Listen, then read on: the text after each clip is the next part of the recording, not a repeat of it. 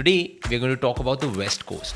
The West Coast has breathtaking landscapes, it has iconic cities, and it has must visit attractions. Some of the most diverse landscapes are what you see all along the West Coast. In the Bay Area, you will find most of the tech companies that include the likes of Apple, Google, Facebook. I went to the first Apple store that was there, and I also went chasing where Steve Jobs' home was. So I did manage to find it in Palo Alto and take a picture just outside his home. Let's go to Vegas. It has popped up in a lot of movies. Something that comes to my mind is Hangover. If we think of Bollywood, Shah Rukh in Pardes. There are some great excursions from Vegas. Famous and the most famous one, of course, the Grand Canyon. We actually even went hiking in the Grand Canyon. Or you can take the planes and do a scenic ride, or you can take a helicopter. Tell us what is there to do in San Francisco.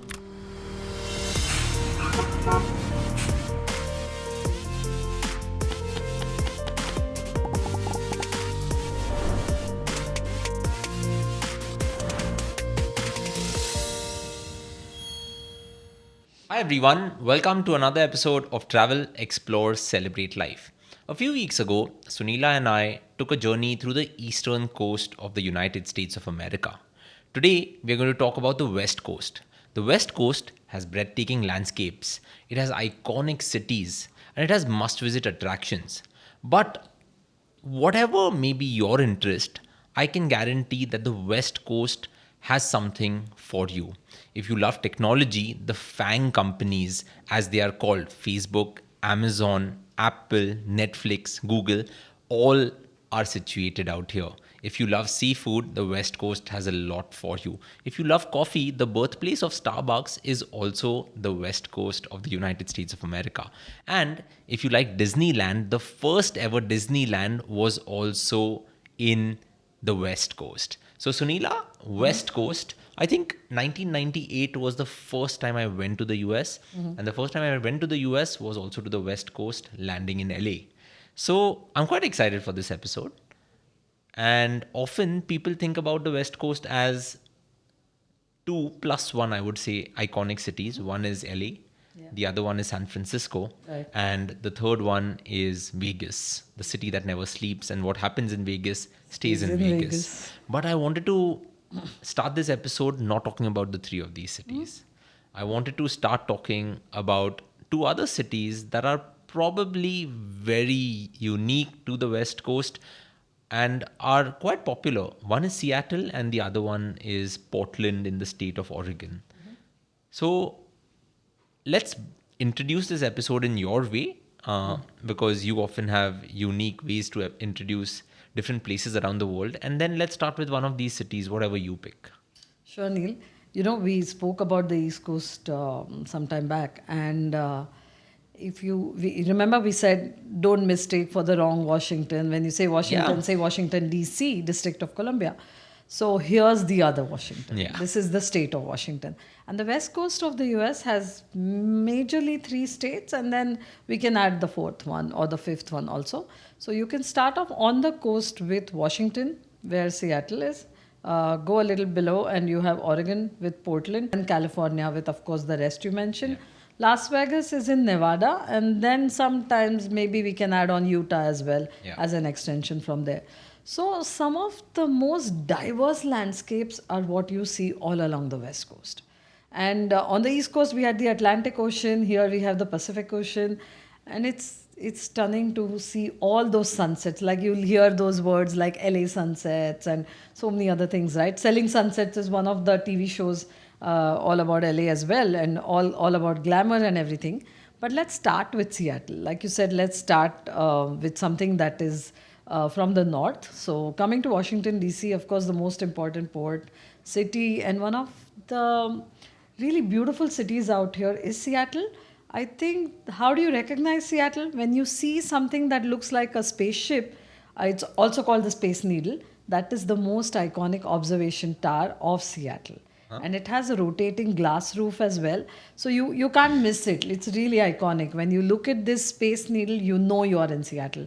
And like you mentioned, Neil, Seattle is home to a lot of beautiful different things. Like Starbucks started here. So you can go to the original coffee shop where Starbucks started, and that is at Pike Place. Yeah. And then Pike Place, we've heard about it, right? The fish market, where it's not, it's quite dramatic as well, because when you order a fish, they throw the fish, and that is a sight to watch. And it's known for customer service. Like there have been management theories about this place going out as well. So I think Seattle becomes a very nice and important point. You have Mount Rainier, which you can visit, the Olympic Park as well. So national parks and natural beauty is not too far, but city, shopping, all of that, everything in a nice compact place. One of the other reasons I like Seattle also is that when you're taking all the cruises to Alaska, if you don't want to go to Canada and take the cruise, you can take the cruise from Seattle. So the cruises leave from here as well. So you don't need a Canadian visa then? You still do need a Canadian visa because you will be crossing the Canadian waters to reach Alaska. But you can, like if you're in the US and you don't want one more flight, drive up to Seattle and take the cruise from there. Okay. And I think you missed that Seattle is also headquarters to Yes. Microsoft, to Amazon. Amazon. And you mentioned Starbucks, right? You have the iconic Starbucks there, but now they also have Starbucks reserves all around the world where it's more like a roastery where you can go, you can see one, how it's made, how the beans are roasted. You can have great cocktails there, great coffee, great food. And it's like that immersive experience that, you have come to expect or you imagine that an experience you'll get at a Starbucks, right? Often people just look at LA and San Francisco and forget Seattle exists, right? And I'm glad we started this episode with that because often you get a long-term US visa, right? And I often tell people that if you're getting a 10-year US visa, try to do multiple trips because you can't see all of the US in one trip. And I had mentioned that in the earlier episode when we spoke about the East Coast also. So yeah, great start, I would say. Seattle done. Then where next? Should we talk about Portland? Yeah, let's go to Oregon. Again, this is a place with a lot of natural beauty, beautiful beaches. There are, like stunning places here. And recently I met a few people from Oregon as well and the tourism guys, and they were telling me how there are places where you can go and there is sand art just created by people and left there. And because there isn't too much wind, the art stays like that. So when you're walking, you're taking a drive or something, you can just stop and admire art. And I think when you live in a place like that, which is, so green, so beautiful, art kind of comes naturally to you. And we'll see this again, time and again, all along the coast in California as well, going down. Portland, of course, the home of Nike shoes.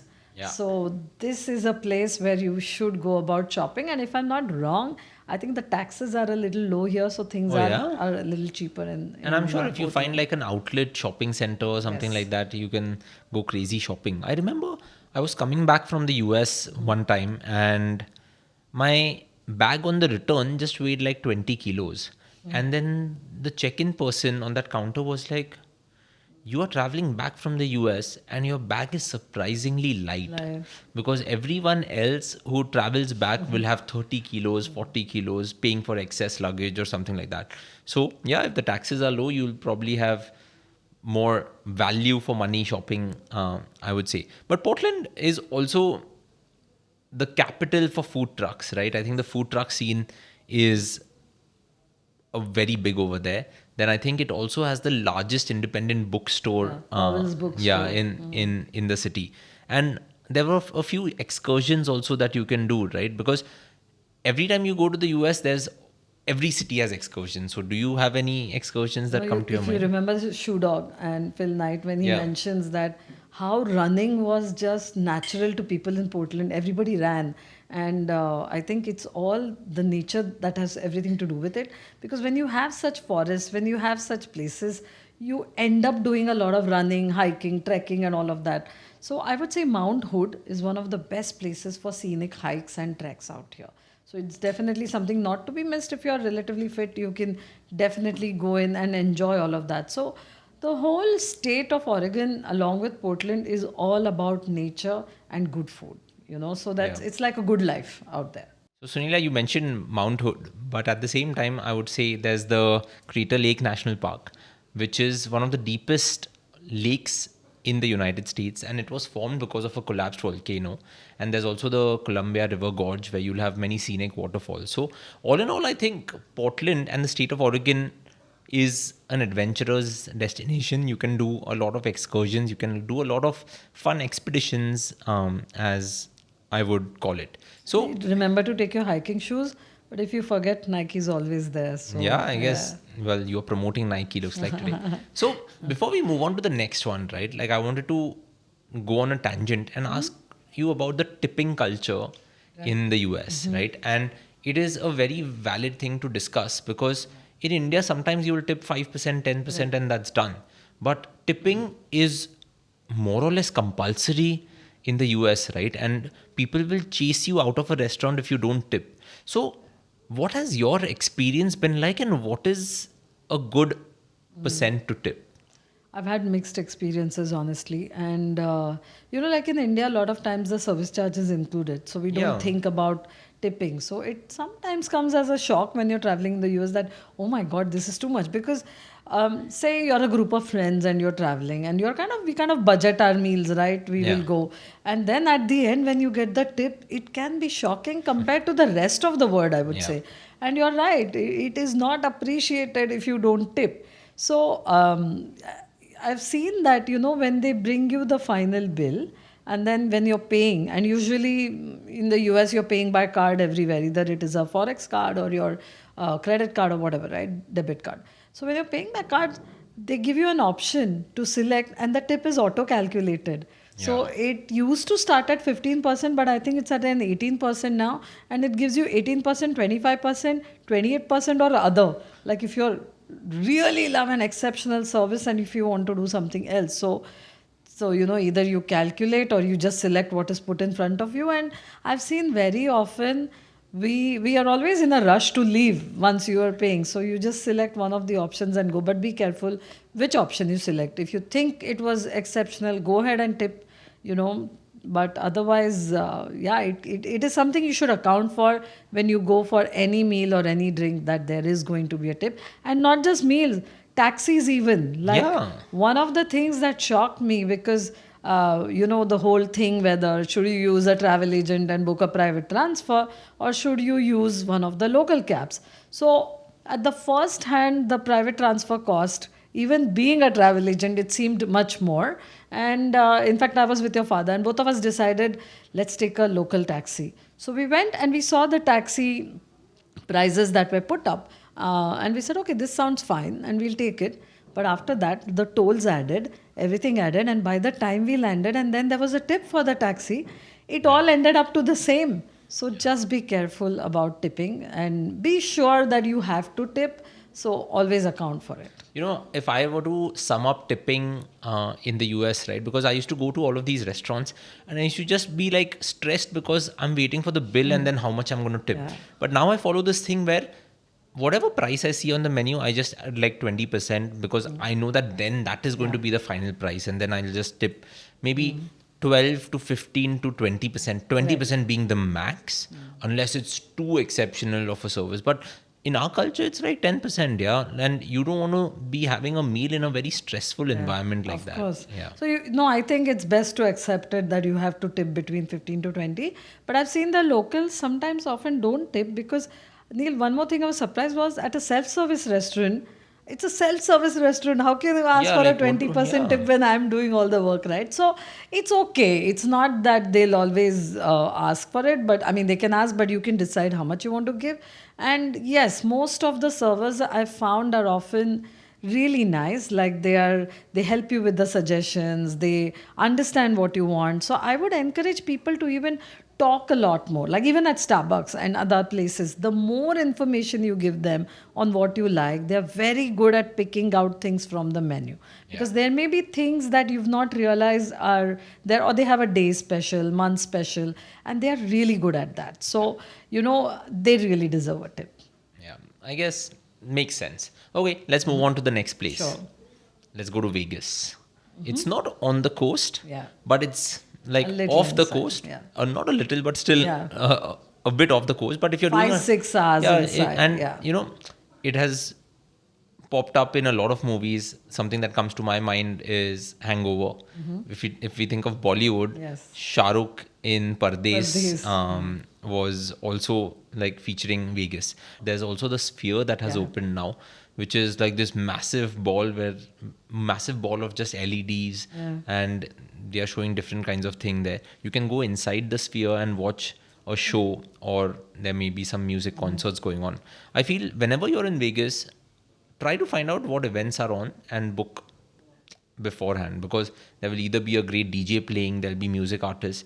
If you are lucky, you could probably go watch a UFC fight out there. So that's Vegas. Most tourists would come in. If you're going there to discover the city, you won't spend more than 3-4 days. So stay on the strip.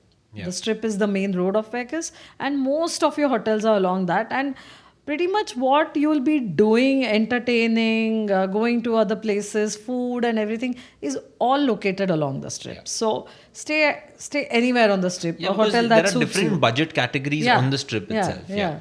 So you have different categories, different hotels. You have the Venetian on one side, you have Paris, so many different ones, MGM and all of them. Bellagio, I mean, there is no end of Yeah, you could just keep hotels listing here. them. But yeah, so stay along the strip. I think that's a good place to start because, of course, everybody there would probably go to the casino. But if you don't like the casino, there are still so many things to do. Right? I mean, that's why I said that where do we start, right? Like, you could go to the beach clubs. Yeah. Again, I would say if you want to go to the beach clubs, reserve them. Yeah. You could go check out a show, the Cirque du Soleil shows, and it's not one show, it's the multiple shows that you can do. Book those. If you like amusement park rides, you can do that. If you want to witness entertainment, you can go check out the Bellagio fountain show and the Treasure Island show that they do. If you want to experience like sitting in a gondola, you can go to The Venetian and the shops at the Venetian Yeah. are fantastic.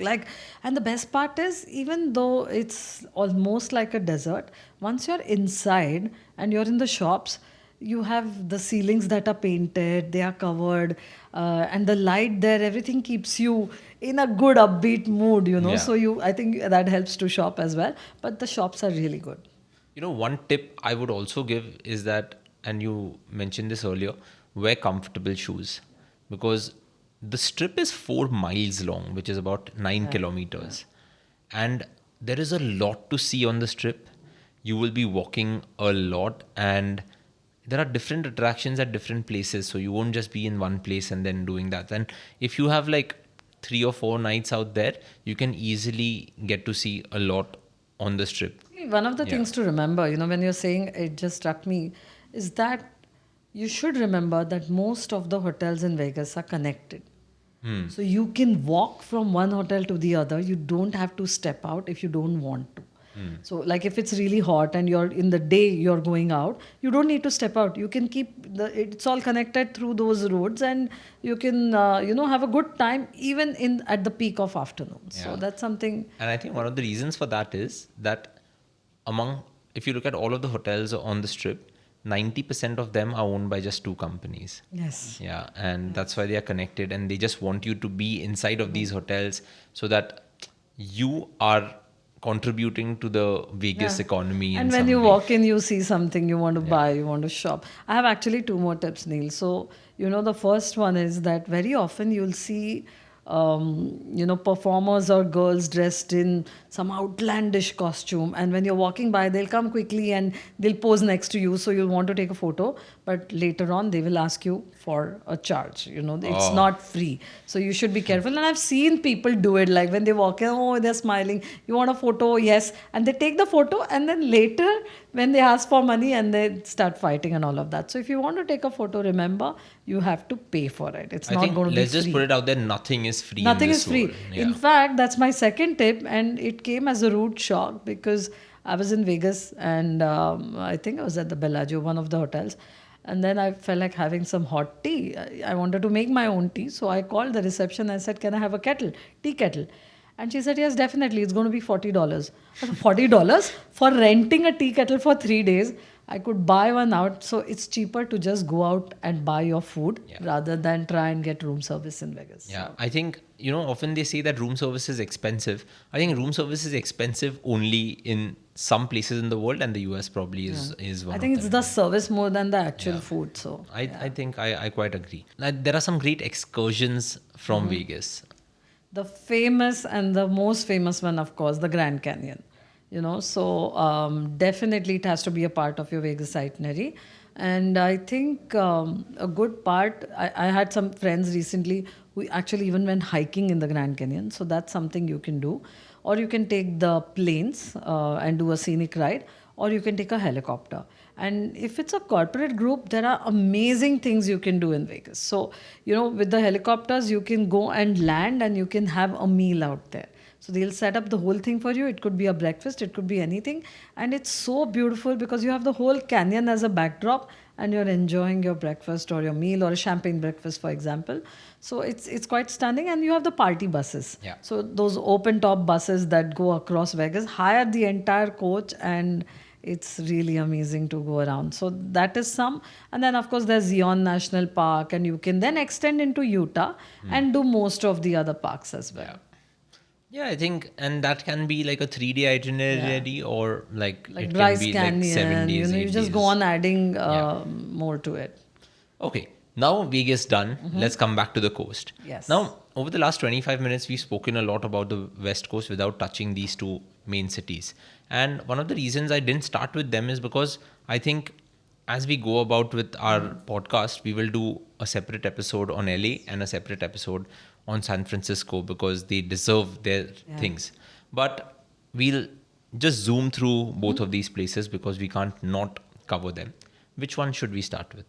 Let's start with the City of Angels, Los Angeles. Okay, which got its name by. Yes, it was so named I'm by- actually going to read Yeah. this out because I don't want to go wrong. I know that the city was named by the Spanish, and the actual name of Los Angeles, here it is the Spanish name, El Pueblo de Nuestra Señora la Reina de Los Angeles.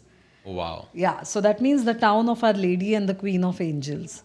So this is how they named it, and then later on it became shorter and shorter and turned into Los Angeles. Las Vegas also actually was named by then. It meant the meadow of flowers, like Las Vegas. Yeah. It comes from there. No more meadows, but hotels, Yeah, that's true. out there. Well, So, I think, that's a good point. Let's start with LA. Where do we start? Home of Hollywood, home of Hollywood. Universal Studios, Disneyland. So theme parks, I think to put it in one word would be entertainment. Yeah. Right?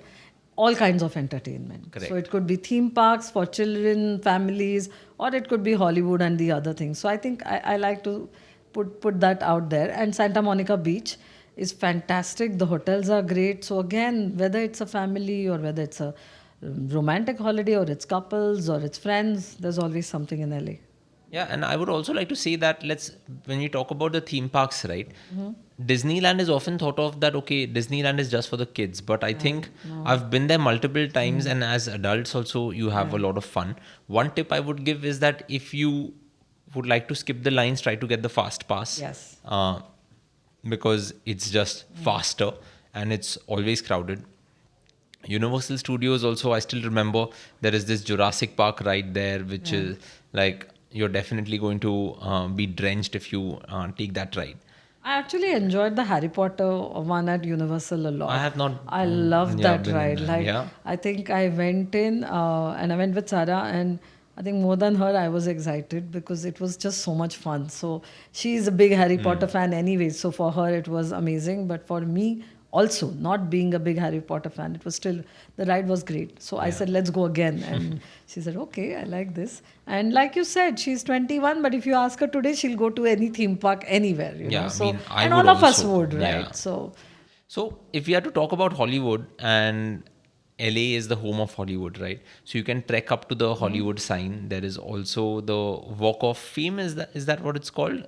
Where you have those stars Yes. of all of the Hollywood stars, and also the Oscars get held At the Kodak At the Theatre, Kodak yeah. Theatre that happens there. So when you have to fill so much in, like how do you plan a trip around And it? then there's Rodeo Drive where you Yeah. can go shopping, as we saw in Pretty Woman, where Julia Roberts goes shopping. Good question, Neil. So I think it's good to divide your time in LA into morning and evening and kind of take your afternoons a little easy. So, say for example, you want to go see the Hollywood sign. You can trek up to the Hollywood sign, and then there's Griffith Observatory. That is the point till which a bus can go. But you can trek and you can actually go in front of the Hollywood sign and behind it also. So from you can see the sign from both sides. So if you're trekking, go early morning, finish that, come back, maybe do your shopping or other things, and then go in the evening to all of these wonderful places. The thing is, even though there are so many places, it's quite compact, so you can see it all together.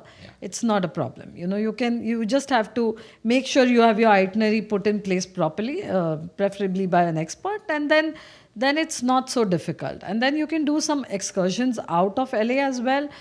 You can go to Malibu as well, where most stars also have their home. So along with Beverly Hills, which is within the city, Yeah. Malibu is another place where I saw that a lot of the stars, and it's quite stunning as well. So there are a lot of things to do, but it can be done. It's easy. Like if you stay, choose to stay in a place from where you can go anywhere. So you can stay in West Hollywood, or if you have kids and you want to be on the beach, Santa Monica is the best place. And I mean, having said all of this, one guarantee is that if you go to LA, you are going to have fun, whether Yes. it's in the morning Yeah. or in the Yeah. evening. Now, let's finally come to San Francisco. Oof. When I was there at Fisherman's Wharf. I was having that clam soup that they Chowder. clam chowder Yeah. soup. The crabs that you get Yes. there are incredible.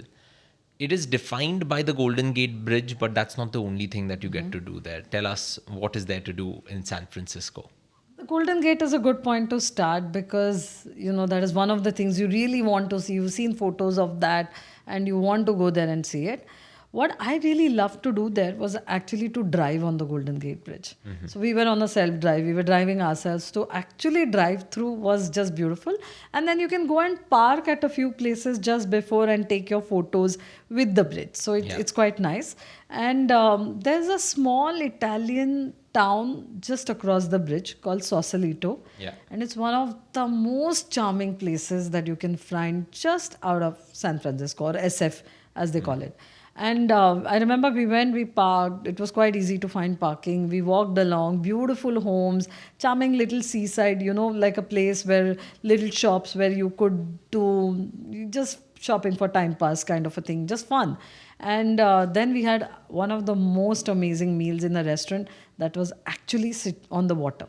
So for seafood, go out to Sausalito and have a great time out there. So I like to do that. Another thing you can do is rent what are known as GoCars. So there are these little yellow cars which are quite easy to go around, and then you can go around San Francisco. You have the painted ladies, the homes that are painted Yeah. in nice pastel colors. You can go there in Lombard Street. I think one of The the most most crooked crooked street in the world, yeah, right? with sharp angles Yeah. and turns. And personally, I also like to do the tram cars. So Yeah. you've seen it in so many movies, you've seen it everywhere. It's fun because San Francisco is quite hilly and it can be up and down everywhere. So the tram cars are a good way to see it. And then from San Francisco, you can also, of course, there's Alcatraz also. I Yes. think you can take a boat ride to the prison, and it's great to see that prison because it's bang in the middle of like chilled water body around. And from there also, when you get to see the Golden Gate, like Yeah. you don't realize how big the Golden Gate Bridge is and how they must have constructed it then, right? So that's pretty cool. But there's also the Bay Area, as it is called, right? And I mentioned at the start of the episode that there are many tech companies that are on the West Coast. In the Bay Area, you will find most of the tech companies that include the likes of Apple, Google, Facebook, and many, many more. And like, you can definitely go check them out also, right? Like, so, Yeah. like, can you go to each of these places or like I know some that of you them? can go to Google. Apple, I only saw it from outside, but I went to the first Apple store that was there. Yeah. And I also went chasing where Steve Jobs' home was. So I did manage to find it in Palo Alto and take a picture just outside his home. Though people really want you to be quiet, and they Yeah. are actually living there. It's not like a Correct. tourist spot, but I just wanted to do it because I was there and to pay homage to him. And so you can do all of that. So there are a few companies where you can actually get in. But if you check up Silicon Valley and everything that Silicon Valley offers, you will know which one where you can go, and just check the timings and the openings before you go in. But it's a great thing to do because we've heard so much about it, we know so much about it. Definitely take time and do that. And on the other side, I would say, from tech to nature, if we have to come, there are some great excursions out. So you can go to the Muir Woods and the Redwoods, but make sure you book in advance. And if you are driving, you actually have to reserve your spot for parking. Oh, wow. So you cannot just decide that I'm going today. If you're lucky, you may find it because it's limited. Or just take one of the tours and go with a tour and go to Sometimes the that's Moy better. Woods. Yeah, because then everything's taken care of. All you have to do is book because they have everything, reserved already.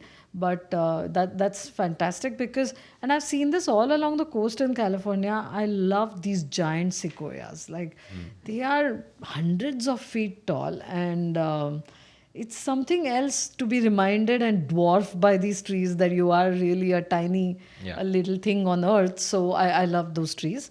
The other thing I like to do would be, of course, to go into Napa or Sonoma, the wine country. I like to stay there, so I went in and we stayed there for 2 days. And then you can also do the Napa wine train. Yeah. So this little train goes through all the different wineries in Napa, and you get a nice taste. But if you don't have the time, you could do it in a day and come back. So not preferable, but you can still do it. So yeah, there are quite a few excursions from there.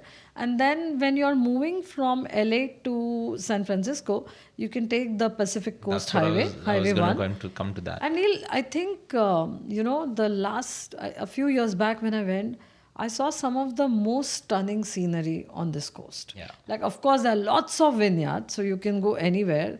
There are some very luxurious properties that you could stay in, the Ritz-Carlton Half Moon Bay, or so many others that you could stay and just take a breather and be at one of those places.